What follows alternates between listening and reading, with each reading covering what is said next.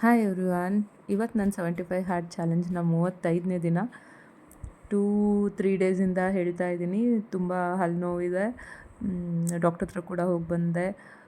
With antibiotic with pain killer ಕೂಡ pain reduce ಆಗ್ತಾ ಇಲ್ಲ.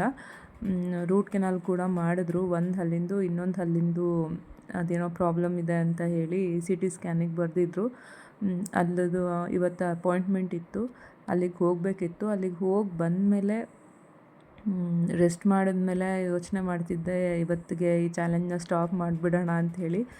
ಬಟ್ 34 ಡೇಸ್ ಮಾಡಿದ್ದೀನಿ. ಏನೇ ಆಬ್ಸ್ಟಕಲ್ಸ್ ಬಂದ್ರೂ ಕೂಡ ಕ್ರಾಸ್ ಮಾಡಿ ಅದನ್ನು ಕನ್ಸಿಸ್ಟೆಂಟಾಗಿ ಮಾಡ್ಕೊಂಬಂದಿದ್ದೀನಿ.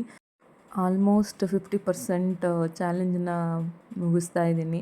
ಅಂಥ ಟೈಮಲ್ಲಿ ಕ್ವಿಟ್ ಮಾಡೋದು ಬೇಡ, ಏನಾದರೂ ಆಗಲಿ ಅಂತ ಯೋಚನೆ ಮಾಡಿ, ಅದು ಮಗಳು ಹಠ ಮಾಡ್ತಿದ್ಲು ಪಾರ್ಕಿಗೆ ಹೋಗಬೇಕು ಅಂತ ಹೇಳಿ, ಅವಳನ್ನ ಕರ್ಕೊಂಡು ಪಾರ್ಕಿಗೆ ಹೋಗಿ ಅಲ್ಲಿ as usual cycling, chest press, leg press ಎಲ್ಲ ಮಾಡಿ, ವಾಕಿಂಗ್ ಮಾಡಿ 45 ಮಿನಿಟ್ಸ್ ಔಟ್ಡೋರ್ ಸೆಷನ್ ಮುಗಿಸಿ ಮನೆಗೆ ಬಂದು ಇಂಡೋರಲ್ಲಿ 45 ಮಿನಿಟ್ಸ್ ಟ್ರೆಡ್ಮಿಲಲ್ಲಿ ವಾಕ್ ಮಾಡಿ, ಆ್ಯಸ್ ಯೂಶ್ವಲ್ 4 ಲೀಟರ್ಸ್ ನೀರು ಕುಡಿದು, ಬುಕ್ ಓದಿ, ಒಂದು ಸೆಲ್ಫಿನೂ ತಗೊಂಡು, ಇವತ್ತು ಕೂಡ ನನ್ನ ಚಾಲೆಂಜ್ 75 ಹಾರ್ಟ್ ಚಾಲೆಂಜ್ನ 5 ಕ್ರೈಟೀರಿಯಾ ಮೀಟ್ ಮಾಡಿ ಸಕ್ಸಸ್ಫುಲ್ಲಾಗಿ ಕಂಪ್ಲೀಟ್ ಮಾಡಿದ್ದೀನಿ ಅಂತಲೇ ಹೇಳ್ಬೋದು.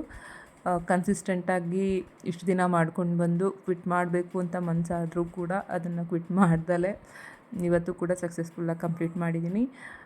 Thank you so much for watching. That's it for today. See you tomorrow. Bye.